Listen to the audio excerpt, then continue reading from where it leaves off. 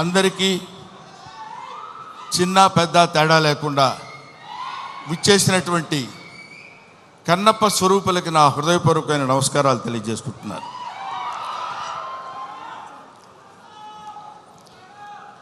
వీడికి ఏం పోయే కాలం ప్యాంట్ షర్ట్ వేసుకొని రావచ్చు కదా అనుకోవచ్చు అందరూ. కొంతమందికి ఆ ఐడియా ఉండుంటుంది. కానీ ఈరోజు ఈ సభ శివతత్వానికి సంబంధించిన సభ, శివుడికి సంబంధించిన సభ, శివ మహత్యానికి సంబంధించిన సభ కాబట్టి ఆయన గురించి మాట్లాడేటప్పుడు ఒళ్ళే కాదు, మనం ధరించిన బట్టలను కూడా జాగ్రత్తగా ఉంచుకోవాలేమో అన్న అభిప్రాయంతో వచ్చాను ఇలాగ. తర్వాత ముందుగానే మీ అందరికీ నేను విన్నవించుకునేది ఏంటంటే, నేను మాట్లాడే మాటల్లో ఏమైనా పొరపాట్లు కానీ తప్పొప్పులు కానీ మీకు నచ్చని విషయాలు కానీ ఉంటే, నాకంటే ఆల్మోస్ట్ ఇక్కడ ఉన్న వాళ్ళందరూ వయసులో చిన్నవాళ్ళే అనుకుంటాను, పెద్ద హృదయాలతో మన్నించండి. ఒకటి. నెంబర్ 2, కన్నప్ప ఈ సినిమా మోహన్ బాబు గారు ఎందుకు తీశారబ్బా అని అనుకున్నా ఒకసారి. ఎందుకంటే మోహన్ బాబు గారి గురించి మీ అందరికీ తెలుసు. ఆయన 5 కోట్లతో 10 కోట్లతో సినిమా తీసి దాని మీద 10 కోట్లు 15 కోట్లు సంపాదించుకుని మళ్ళీ పక్కన పెట్టి మళ్ళీ ఇంకో సినిమా తీసి, అలాంటి డబ్బుకి అతి ప్రాధాన్యత ఇస్తూ గౌరవించేటువంటి వ్యక్తి మోహన్ బాబు గారు. నాకు తెలుసు 200 కోట్లు పెట్టి ఈ సినిమా ఈయన ఎందుకు ప్లాన్ చేశాడు అనే ఆలోచన చేస్తే, ఈ ఆలోచన ఆయనది కాదు, ఈ ఆలోచన ఆయనకు వచ్చినటువంటి ఆలోచన కాదు, సకల సృష్టి స్థితి లయకారుడైన ఆ పరమేశ్వరుని ఆలోచన అతనిలో సంక్రమించిందేమో. ఒకటి. ఇంకో పాయింట్ ఏంటంటే, ఎప్పుడో నా చిన్నతనంలో ఆయన కన్నడ రాజకుమార్ కాళహస్తి మహత్యం సినిమా తీశారు. ఆ తర్వాత కీర్తిశేషులు బాపు గారు, కీర్తిశేషులు కృష్ణరాజు గారితో కన్నప్ప సినిమా తీశారు. అది తీసి ఇంచుమించు 30-35 సంవత్సరాలు అవుతుందేమో నాకు తెలిసి, 30 సంవత్సరాల పైనే, 50 సంవత్సరాలు. ఆ సినిమా తర్వాత భక్తి తత్వాన్ని ఇప్పుడు ఇక్కడ ఉన్నటువంటి కుర్రకారందట్లో భక్తి సన్నగిల్లిపోయి అరాచకాలు పెరుగుతున్న సమయంలో ఏదో ఒక భారతీయ తత్వాన్ని, భారతీయ శివతత్వాన్ని తెలియపరచాలి ఇప్పుడున్నటువంటి కుర్రకారుకి అనేటువంటి ఆలోచనతోటి శివుడే, సాక్షాత్తు శివుడే, సాక్షాత్తు ఆ పరమేశ్వరుడే, సాక్షాత్తు ఆ కాళహస్తీశ్వరుడే, సాక్షాత్తు ఆ వాయులింగుడే మోహన్ బాబుని ఇలా రారా అని పిలిచాడు. ఎందుకు పిలిచాడంటే, కాళహస్తిలో శివుడు ఉంటాడు, పక్కనే మోదుగుపాలెంలో ఉన్న మోహన్ బాబుని పిలిచి నువ్వు రారా, నువ్వు ఏవేవో సినిమా తీస్తావంటే నా సినిమా తీయ అన్నాడు అంతే. అది శివనాజ్ఞను అనుసరించి తీసినటువంటి సినిమా ఈ భక్త కన్నప్ప అని నా నమ్మకం. లేకపోతే ఇంత డబ్బు పెట్టి నేను సినిమా తీసి ఇంత టెన్షన్ పడి ఇన్ని రకాలైనటువంటి విమర్శల్ని ఎదుర్కొంటూ నిలబడి సినిమాని రిలీజ్ చేసి శివతత్వాన్ని యావత్ ప్రపంచానికి తెలియపరచాలనేటువంటి ఆలోచన అతనికి కలగటం ఆయన చేసుకున్న పూర్వజన్మ సుకృతం. అటువంటి మహనీయుడు ఆయన. మోహన్ బాబు గారి గురించి ఇందాకేదో సుమా అడిగితే సరదాగా జోకులుగా నేను మాట్లాడాను కానివ్వండి, చెప్తున్నాను కదా, ఆ మాట్లాడటానికి ఆయన ఇచ్చిన చదువు మాత్రమే కారణం. మోహన్ బాబు ఇందాక ఆయన నడిచి వస్తుంటే సాక్షాత్తు శివుని మీద ఒక శివపాద సేవ చేసినటువంటి శివపాదార్చకుడైనటువంటి ఒక మహదేవ శాస్త్రి వస్తున్న ఆ నడక, టీవీ, ఆ ఆలోచన విధానం, అటువంటి మహానటుడి గురించి మనం చెప్పాల్సిన అవసరం లేదు. ఆ కడుపున పుట్టిన బిడ్డే మనుషుడు విష్ణు. అతన్ని కన్నప్పగా ఎన్నుకుని వీళ్ళందరూ చాలామంది ఏమనుకుంటారంటే, మనం ఈ సినిమాలో యాక్ట్ చేసాం, శరత్ బాబు గారు, మోహన్ లాల్ గారు, లేకపోతే ఇంకొక అక్షయ్ కుమార్ గారు, ముఖేష్ ఋషి గారు, వీళ్ళందరూ సినిమాల్లో యాక్ట్ చేశారని అనుకున్నారు. కానీ వీళ్ళందరూ యాక్ట్ చేయబడ్డారు. శివుని యొక్క ఆజ్ఞ చేత వీళ్ళందరూ ఈ సినిమాలో నటించాల్సిన, ఎందుకంటే ఎన్నో సినిమాలు చేసిన వాళ్ళు ఉన్నారు. మోహన్ బాబు గారు కూడా ఎన్నో సినిమాల్లో చేశారు. ఎన్నో సినిమాల్లో చేసి డబ్బు సంపాదించారు. డబ్బు సంపాదన మాత్రమే ప్రాతిపదికగా తీసినటువంటి సినిమా ఇది. అయితే అయి ఉండొచ్చునేమో కానీ కొంతమంది దృష్టిలో ఇది కేవలం పరమేశ్వరుని యొక్క అనుజ్ఞ చేత, పరమేశ్వరుని యొక్క ఆజ్ఞ చేత శిరసావహించి తీసినటువంటి ఈ సినిమా. అందుకని నేనేం చెప్తున్నానంటే, మీ అందరికీ, మహానుభావులకి, మహాత్ములకి, ప్రవచనకారులకి, ప్రయోక్తలకి, మీ అందరికీ శిరస్సు వంచి పాదాభివందన చేసి నేను చెప్పే మాట ఏంటంటే, పెచ్చుమీరిపోతున్నటువంటి ఈ కలియుగంలో కలి యొక్క ప్రభావం చేత పరమ దుర్మార్గమైనటువంటి ఆలోచనలతో ఉన్నటువంటి ఈ మానవుల్ని కనీసం భక్తి అంటే ఇది, భక్తి అంటే ఇలా ఉంటుంది. మనం ఇంత భక్తితో ఉంటే మనకు అన్ని శుభాలే జరుగుతాయి. కొంచెం కష్టపెట్టిన ఈ సినిమా తీసిన దగ్గర నుంచి ఇప్పటి వరకు తండ్రి కొడుకులు ఇద్దరు ఎంత మదనపడ్డారో, ఎంత కష్టపడ్డారో సమీపంతో చూసినటువంటి వ్యక్తిగా నేను చెప్తున్న మాట. ఎందుకంటే భగవంతుడు ఊరికనే వచ్చేసి ఇదిగో తీసుకుంటారా అని అందరికీ తల్లి వెళ్ళిపోడు. కాలుస్తాడు, నిప్పుల్లో కాలుస్తాడు, సుత్తి దెబ్బలు కొడతాడు, అవన్నీ భరిస్తుంది. అది ఆయన ఎన్నుకున్న బంగారం. ఆ తర్వాత ఒక అద్భుతమైనటువంటి ఆభరణం చేయగలడు కన్నప్ప లాంటి సినిమా తీసి. అటువంటి సినిమా తీయడానికి ఉద్యుక్తుడైనటువంటి ఆ వ్యక్తి ఏమైనా సినిమాలు తీశాడు అనుకోండి, మీరు వదిలేసేయండి. దాని గురించి మనం పెద్ద పట్టించుకోవాల్సిన అవసరం లేదు. ఆయన విమర్శించండి, వాళ్ళ నటన విమర్శించండి, వాళ్ళని ఇంకేదో విమర్శించండి, తప్పు లేదు. ట్రోలింగ్ చేయండి, తప్పు లేదు. కానీ ఇక్కడ డబ్బు కోసం సినిమా తీసినా, ఇంకో కోసం సినిమా తీసినటువంటి కంటెంట్ ఏంటంటే శివభక్తి. 30-40 సంవత్సరాల తర్వాత, 50 సంవత్సరాల తర్వాత ఇప్పుడున్నటువంటి కుర్రకారుకి శివతత్వాన్ని, భక్తితత్వాన్ని, దైవత్వాన్ని తెలియపరచడం కోసం తీసిన ఈ సినిమాని మీ అందరికీ చేతులెత్తి శిరసావహించి మీరు నమస్కరించి, వినమ్రతతో నమస్కరించి చెప్పేది ఏంటంటే, ఈ సినిమాని ఆదరించండి, అభిమానించండి, అల్లరి మాత్రం చేయకండి. ఎందుకంటే శివుడు ప్రతి ఇంటా చేరాలి, ప్రతి గుండెలో చేరాలి, ప్రతి మనస్సుకి చేరాలి. అటువంటి చేరాల్సినటువంటి కొంచెం వాటర్ ఇస్తారండి. 1 సెకండ్.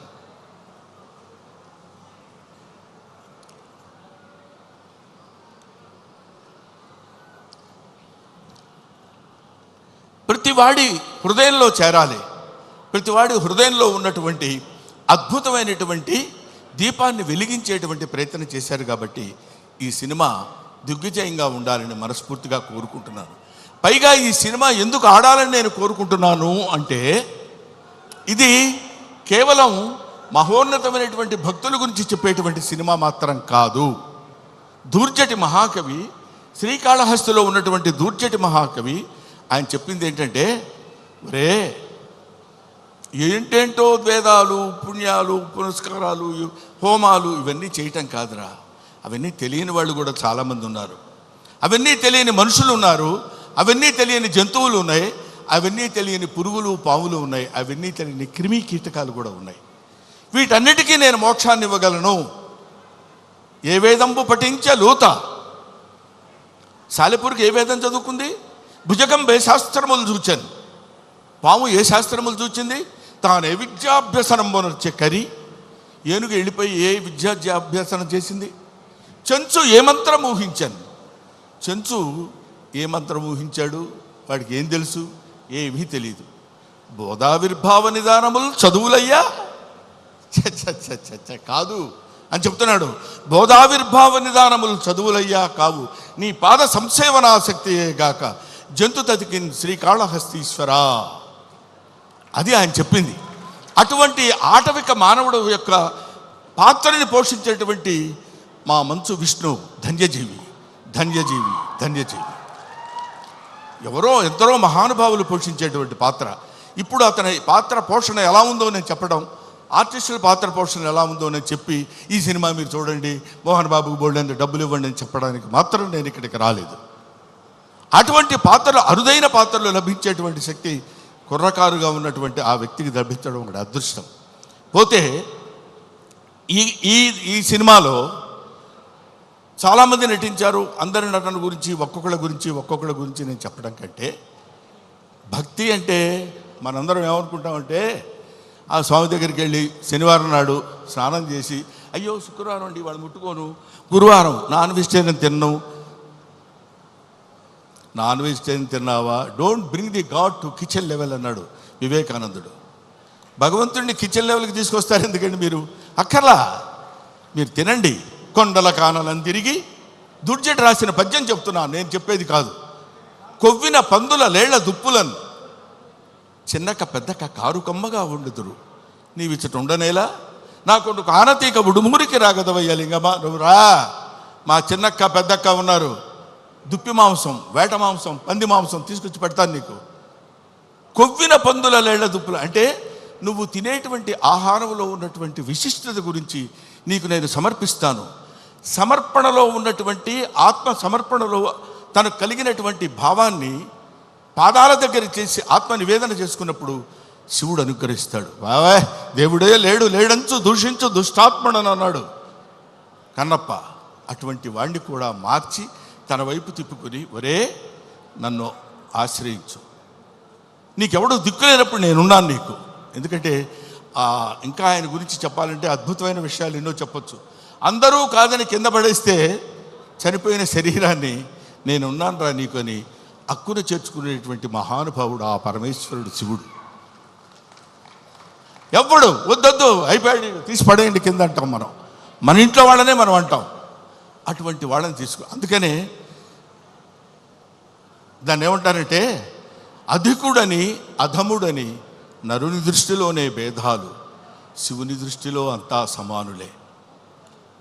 కాబట్టి అక్కడ ఇచ్చట అస్పృశ్యత సంచరించుటకు తావే లేదన్నాడు జాషువా.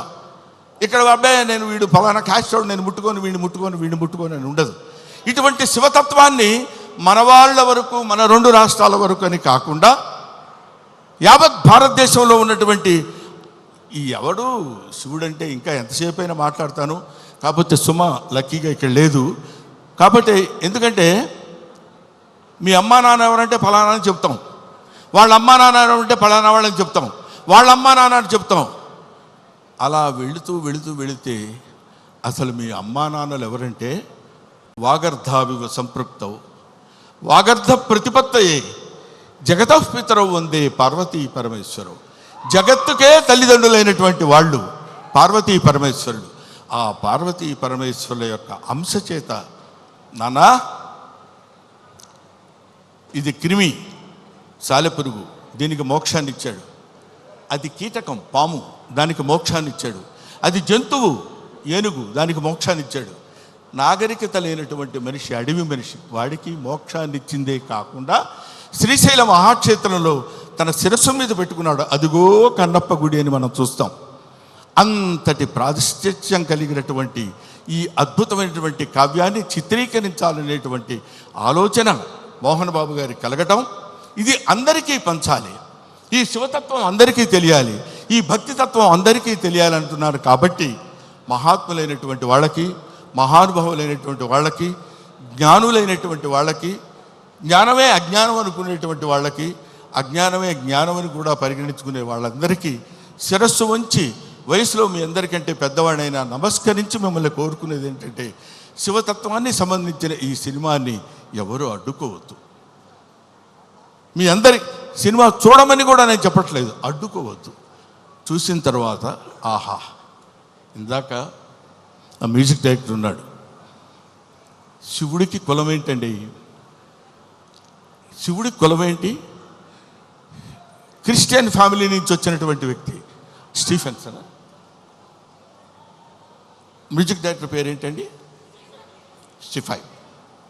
ఆయన శివతత్వాన్ని గురించిన సినిమా గురించి అంత అద్భుతమైనటువంటి భక్తితత్వంలోకి తీసుకెళ్ళటం అనేటువంటి ఆలోచన, ఇవన్నీ they are all picked. Sarath Kumar, లేకపోతే ఒక ముఖేష్ ఋషి, ఒక మోహన్ లాల్, వీళ్ళందరినీ, అక్షయ్ కుమార్ లాంటి వాళ్ళని పట్టుకుని వీళ్ళు వీళ్ళు వీళ్ళు ఉండాలని ఆలోచన అతనికి ఎలా కలిగిందంటే, ఇది ఏది మనం చేసింది కాదు, ఈ కన్నప్ప సినిమా అనేటువంటిది ఒక అద్భుతమైనటువంటి, ఒక the greatest adventurous film on the surface of earth. కాబట్టి భూమి మీద ఉన్నటువంటి ప్రతి వాళ్ళు, ముఖ్యంగా కుర్రకారు, భక్తితత్వాన్ని అంటే ఏంటో తెలియనటువంటి వాళ్ళు. ఎందుకంటే నేను ఏదో ఒక విషయంలో మాట్లాడుతూ, భక్తి అంటే ఏంటంటే వీళ్ళు పది దండాలు పెట్టుకుని పూజలు చేసేసి మంత్రాలు చదివేసి అని, అది తప్పులేదు, అది వాళ్ళ నమ్మకం కావచ్చు. కానీ మనకి జన్మనిచ్చినటువంటి దేవుణ్ణి నిరంతరం, అదే కన్నప్ప సినిమాలో ఒక పాటలు చూశాను నేను, అన్నం ముద్దలో దేవుని చూస్తాడు, సగం నరకబడిన కొయ్యలో దేవుని చూస్తాడు, ప్రతి చోట దైవాన్ని దర్శించుకునేటువంటి స్థితిని కల్పించటమే భక్తి. అటువంటి భక్తితో జీవితాన్ని ప్రసాదించి, పాంచభౌతికమైనటువంటి జీవితాన్ని ప్రసాదించిన ఆ భగవంతుడికి చిరస్థాయిగా కృతజ్ఞతతో ఉండటమే భక్తి. అటువంటి భక్తి రసమైనటువంటి సినిమాని నిర్మించి మనందరికీ పంచుతున్నటువంటి మంచు మోహన్ బాబు గారికి, మంచు విష్ణు గారికి నా హృదయపూర్వకమైన నమస్కారాలు తెలియజేసుకుంటూ, ముఖ్యంగా ఈ సినిమాలో నటించినటువంటి ప్రభాస్ గురించి చెప్పాలి.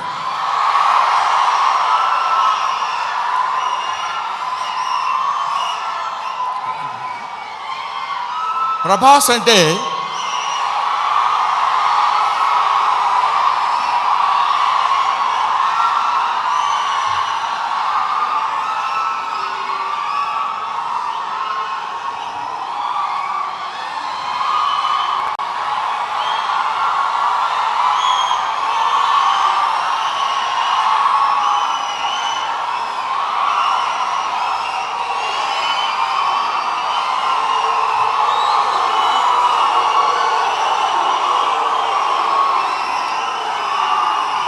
ప్రభాస్ అంటే ప్రభాస్ అది ఇంకా ఆపండి. ప్రభాస్ గురించి చెప్పాలి ఈ సినిమాలో. ఆయన ఒక ప్రపంచం గర్వించదగినటువంటి నటుల్లో ఇప్పుడు ఒకడు ప్రభాస్. ఈ సినిమాలో ఆయన ఎందుకు అంగీకరించాడంటే, సినిమాలో ఆయన డబ్బు కోసం అంగీకరించలేదు, ఏదో ఈ సినిమాలో ఒక అద్భుతమైన క్యారెక్టర్ చేయాలని ఆయన అంగీకరించలేదు. ప్రభాస్ ఒక మానవతా విలువలు కలిగిన మనిషి, ఒక మంచి మనిషి. ఎవరైనా ఏదైనా చేయిజాప అడిగితే కాదనేటువంటి వ్యక్తి కాదు ప్రభాస్. ఎవరైనా అద్భుతమైనటువంటి స్థితిలో ఉండి ఇది నాకు కావాలి అని అడిగినప్పుడు, ముఖ్యంగా ఆ విషయంలో చెప్పాలంటే మోహన్ బాబు గారికి అత్యంత సన్నిహితుడు. మోహన్ బాబు గారు ఎలాంటి వాడంటే, ఓ చిన్న ఆల్కహాల్ లాంటి వాడు, అలవాటైతే వదిలిపెట్టలేం. అలాగే ఎంతో మోహన్ బాబు గారి మత్తులో, మోహన్ బాబు గారి ప్రేమలో మునిగి తేలినటువంటి వ్యక్తి. కాబట్టి ప్రభాస్ ఈ సినిమాలో చేశాడు. అరే మోహన్ బాబు గారి ఎంట్రీ చూశారు కదా, అతను స్టీఫెన్ కూర్చున్నాడు, మ్యూజిక్ డైరెక్టర్. ఆ మోహన్ బాబు గారి ఎంట్రీ అలా పెడితే ప్రభాస్ శివప్రభాసుడు. అతను శివుడి చేత ప్రకాశవంతంగా పెరిగేవాడు, 6 అడుగుల అందగాడు. అతను విగ్గు పెట్టుకుని అలా వస్తున్నప్పుడు ఒళ్ళు గగురు పొడిచి వీర తాండవం, శైవ తాండవం చేసేటువంటి విధంగా ఆ సినిమాలో నటించాడు ప్రభాస్. నేను చూశాను. ఆహా, ఇది కదా సినిమా, ఇది కదా శైవభక్తి, ఇది కదా దైవభక్తి అని నిరూపించేటువంటి సినిమా. ఇటువంటి సినిమాలు మనం చూడాలి, మన పిల్లల చేత చూడించాలి. మన భక్తి రసాన్ని భారతదేశంలో పెంపొందించే విధంగా చేయాలని మనస్ఫూర్తిగా కోరుకుంటూ, ఓం నమః పార్వతీపతయే, హర హర మహాదేవ, శంభో శంకర. హర హర మహాదేవ, శంభో శంకర.